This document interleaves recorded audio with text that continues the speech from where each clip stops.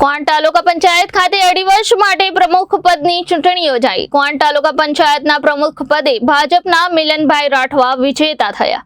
ક્વાંટ તાલુકા પંચાયત ખાતે અઢી વર્ષ માટે પ્રમુખ પદની ચૂંટણી યોજાઈ હતી। ક્વાંટ તાલુકા પંચાયતના પ્રમુખ પદે ભાજપના મિલનભાઈ રાઠવા વિજેતા બન્યા હતા। ભાજપના મિલનભાઈ રાઠવાને 16 અને કોંગ્રેસના પ્રતાપભાઈ રાઠવાને 10 મત મળતા ભાજપના ઉમેદવાર વિજેતા બન્યા હતા।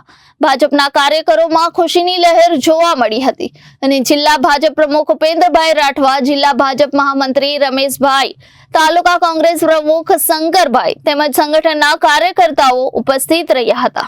તાલુકા પંચાયત પ્રમુખ પદ માટે આજરોજ ચૂંટણી યોજાઈ હતી। એમાં ભારતીય જનતા પાર્ટી તરફથી મિલનભાઈ નવલસિંહભાઈ રાઠવાનો મેન્ડેટ આવ્યો હતો અને કોંગ્રેસમાંથી પણ ઉમેદવારી થઈ હતી।